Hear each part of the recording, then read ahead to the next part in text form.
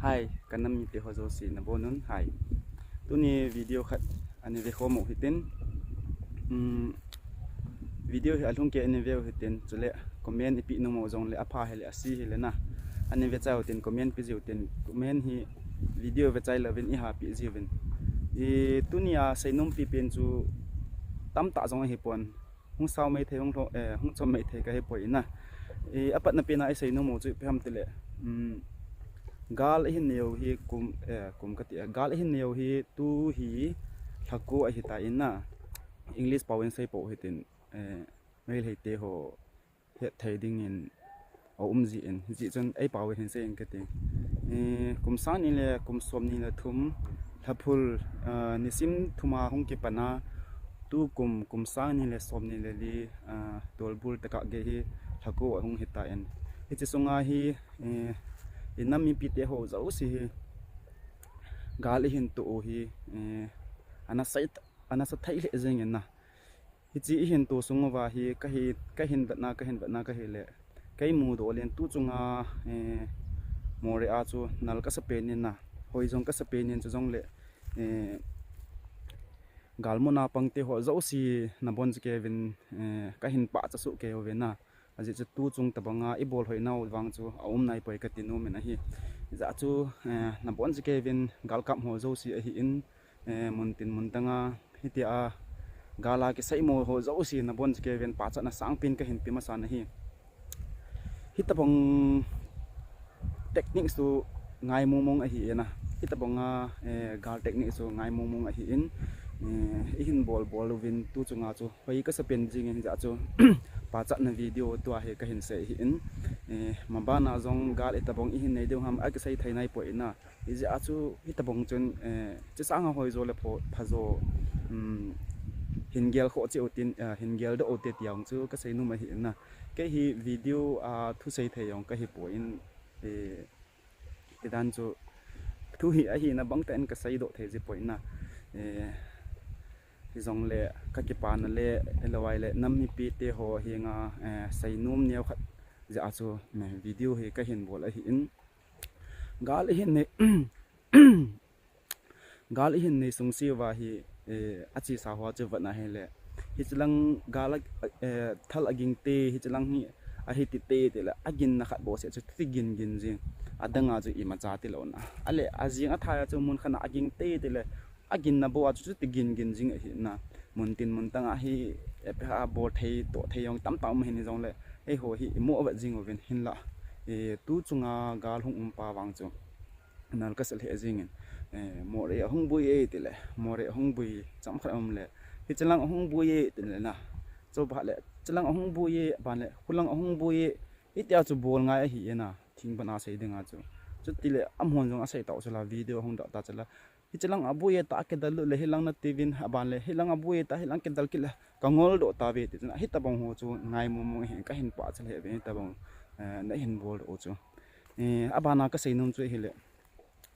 namni pite ho zo si thu sei la sa hi milham i hi win hi tabong thu sei la sa ho hi ke ngai khamo hi ten seiding sei loading ho jong hi i het thei ji lo ham jong ke he po in inge koi ma cha ki perfect point na ke jong ka perfect pon nang jong na perfect po he jong le mi him hi na chu lu bo ki nei chi in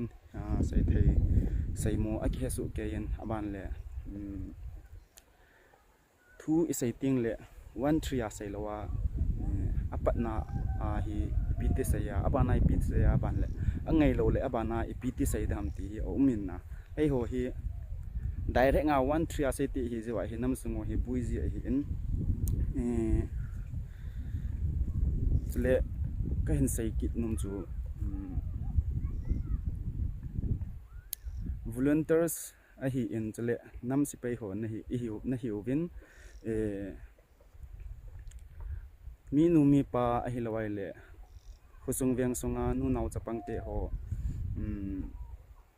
lungyat hla dai na thei ti ho hin post ji hi win ti jong ka hin sei num na hi na aji chu khusung veng sunga hi ana asa dam jong adamo jong tampi mai thei ei lawai le alungel ei lawai le lungchang na problem jong tampi mai thei hi na mi chu hi za chu galmuna hiu zong la chan lungpi ka nguvin lang in langa khusung viang sanga nu naw chapang te ho hla dai na thei video ai lawai le lim ai lawai le thu le la hin sei be se ji po hete ti yong ka hin sei no men chong le mi ham ti ho jong hiu ven comment dung ai lawai le group dunga thil ipoziu le ai ma longge le ki sei jiu le khani animu pa le forward abo le khani animu pa le ta chu forward ki bor son pa le hen a che ne le mi khat lunggel pa chu khat ho chen adang ho an bat pha le hen iptg tam te le ata ahong kilang ji heta na ja chu ata ahong kilang ji a ata ahong ki so ji a chlai phat na chen viral ji a heta chu mi hi mun te na ki cha na ki dim ji he na heta bong ho zo si jong hi ai ma lunggel ngai to mo su ni tin mo thot le ta po ti do hi ka sei do kit no ma hi den chu jong le mi pi te ho zo si hinga ke ka sei nom ke choi pham te le chi tu lai khanga hi media platform hi ale ta en mun tin mun tang YouTube ka thai poi Facebook ka thai poi aban le Twitter ka thai poi chu ho hi atam le ta en chu ho la he ka bat na ka hi le YouTube nei ho hi amin asil hi azin ka tinu mena azi chu ai hoi het na akil hasamin ami pi hi ta koi hi ta het na akil hasamin YouTube account nei ho hi sum loading gun set nin na ve bet le even na it's ho jong hi adi be se pon a hi YouTube account se sa hi sum kilo the hi po in Facebook a hi in Instagram a hi in Twitter a hi in tu lai social media platform zo si sum lo na the hi ta in na YouTube se he sum lo na the hi po ti yang chu ka hen se hi in na aji chu gali hi ne wa hi ta in izana ipan na thaya chu kipang a hi in sumle pa yong a hi be se po na hinge YouTube i bola chu mi o si chu ko ham sum dei lo ding na YouTube ma yong chu suma kiloji na he jong le gal a hin nei pha nawa i hin nei pha nawa chu aman cha na ding lom ho ta banga kimang cha a hi in ai ho inam sungo hi abui dan hi gal tola gal thu chung chang ki upload jong le a phun ta bong ai lawai le a upload lo pa yong chu mun khat a thil bol kha yong chu a chi pi kha yong chu upload kena a phun pi khat ta bong ki chu na inam sungo a bui dan hi thu sai ding hi hol dan no hena ichi pa he lungsi ta in mi pi te ho in ani he thi mu hi ten na YouTube channel kinai ho hi mi hen adoi le tup anaya abor su ke hi in kon khat chun ipi abolam tile video album na ai ho he thaiding pe na chu te ka in example khaning ga kila hana na gibeon media te khun amu ho focus ppn ho pham tile gospel la hi na gospel la ahin it's a gospel la ahin upload no ko love song ki upload ngai lo ai lo upload kha lo chule gala tol thu le la itabong thuno bo tam ho he ki upload lo hi na chu example kha hi na ji chu mi chun doile tuk anaya hi channel hi anai su ke hi en kai channel ho tabong bang hi le wang chun itu imang ki upload the hi jing a hi in na ho po in kon khat lai chu technology a hi lawai le pham kha chu focus a bola le gal thu thang manang ep hi jong le hinge YouTube ma wang chu hitabong chu upload lo me the hi jong le platform dang na wang chu gal asa tho thu hi in za chu YouTube hi ki mo bol bol a hi po in nung sit ta in viewers on ani he thim jiu he ten na YouTube nei mana chu thil ki mo upload lo da hi po in focus na ya ki upload na hi in ka sai ma ba chu ke ma YouTube mo hi ai la chun galat tol thu hian lang ipi thu ipila a ipi video pang hi jong le ki mo upload lo the in video channel tham khat a umin na itabong ho chu amain focus a ball point pi pen ho bo che chu ki upload a hi in ka mu tho ji in na ke yong video ho ka vezi in mi a jong ka vezi in na YouTube comment ho ko isim le phat tot ani la tha to ki tu lovin itabong video ho na simo veti ho tabong na sei ji even na chu hong chu mo se po he ten na min focus anaya abola hi in chu jong le ai mi YouTuber so a hi in na lung si te in ka sei nom chu he zong he naw vin te na ipu na je wa zong he mai the hi ta bang ga le tol enai lai ta wa hin ai ho ki zum so na thei ai ho thal ha sam na thei ho video ho wang hi lung si ten upload ji po ti ti yong chu na kom wa kai manong tim na ka hin nei kin hin tin ipu naw vin ke hong ka pu na ja chu video hi ka hin sima ka hin upload le kisu kha na thei kisu kha na ho a hi lo le thisan nai san lun na ho hi ka su mal thing lo ji ham khat ja ayong hina YouTube te hin ka channel hin ni ve hi strike hin bol pi o hi ta en ni ve strike hin bol pha no wa hi hap ta khat song hi video hi upload thei lo wa ka ma hi ta in hap ta khat zawa wang chung hi te kin ana hi chi strike able pi ho chu appear ki tha bol in is a chu tua hi a viral hi zong le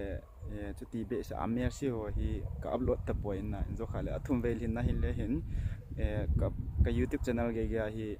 suspend able pi du pha na chu ni ve chan na ka tu pha na chu tua hi ka hial ke na le mai thei te ho hi a khan sit no APPO ho hi nui za na lang thai ma ho hi video ho zo ka sit ji hi na frontline na gal kap ho zo se zong gal sat a hi in chule frontline na chi theilowa in muna ho zong gal sat a hi in na aji chu tu la ya hi gal tol din mun se ground level se sa hi gal ki san hi thei be se lo tabong nin ka mu in na social khang a hi ta in social media khang a hi ta in social media yong hi gal ki sat a hi in lung se ta in tu chen ge ya Twitter manglawa ai lawai le gal tol to kisaya social media gar sa lo lai ho jong gar sa ki pan taw hi te ti yong ka sei nu men na tu a denga hi gal to la denga hi gar sa na hi anna sa pen hi ipi ham tele Twitter a hi ta en na anei lo lai ho jong ke dang lo no hi tin Twitter hin gar sa no hi te ti yong chu chi video mang cha he encourage ka hin bolo ni he nong sit in na bol thei lowai jong le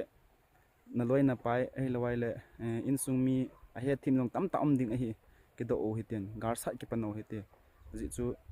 ground level si a he gal ki sa hi thei lo a hi in ga front line na yong gar sa na ji ding in na jong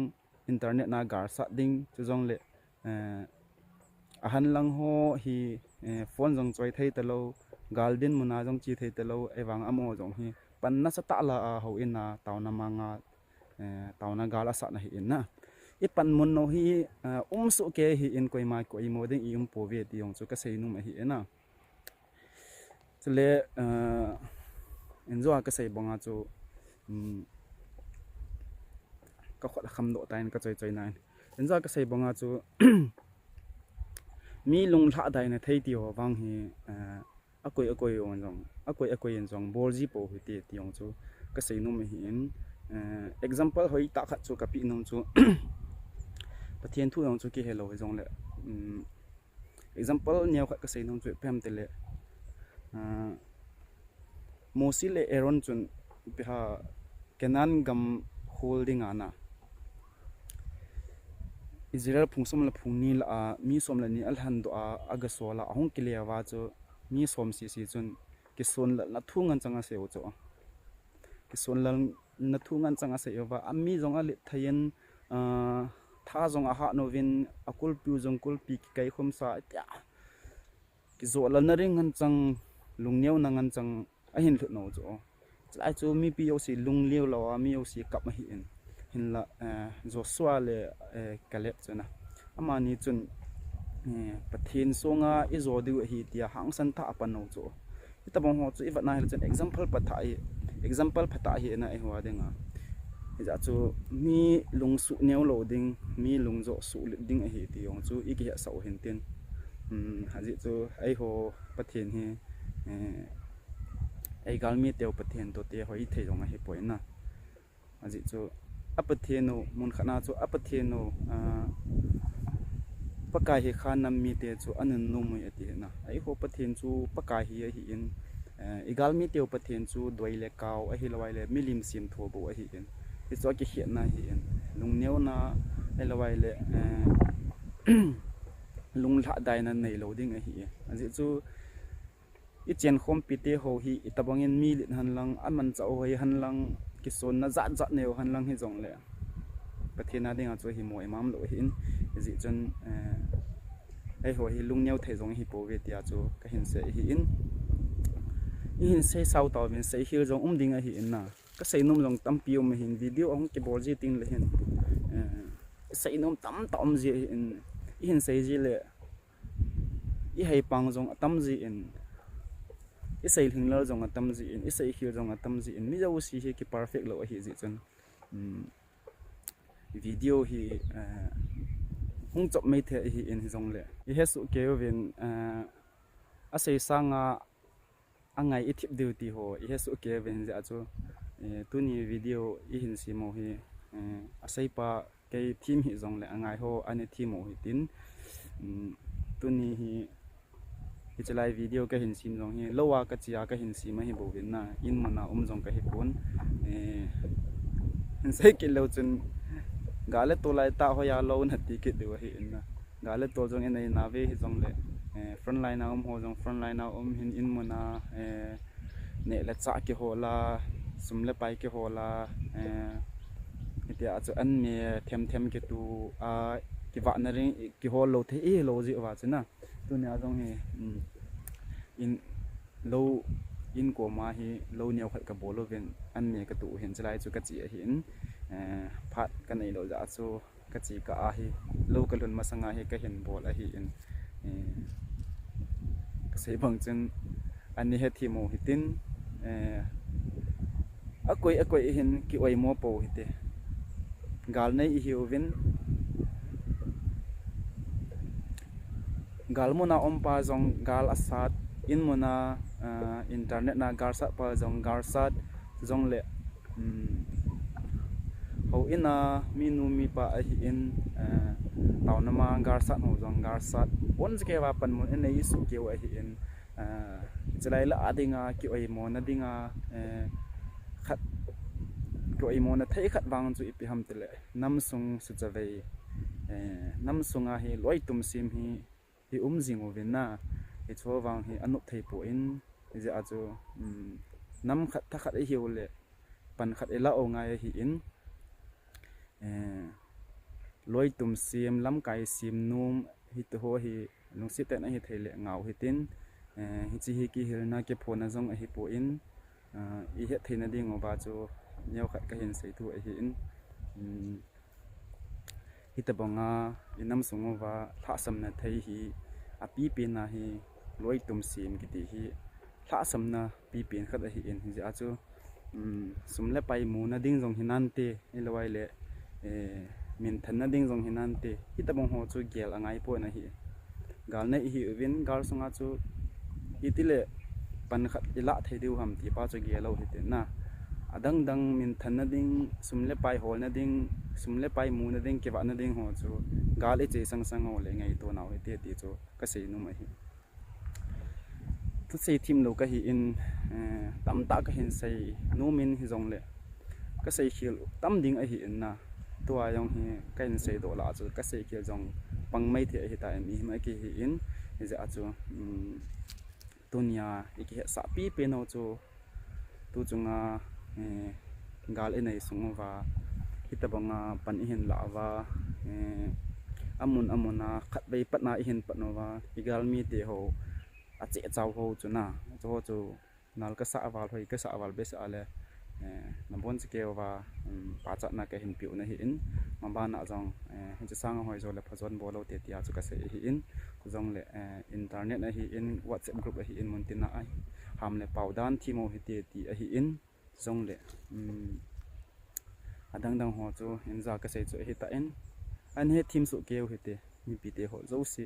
ka sei khil om le ke jong nei ngai da mo ven lang tu nyai dinga video ka hin sim chan che tan te bye.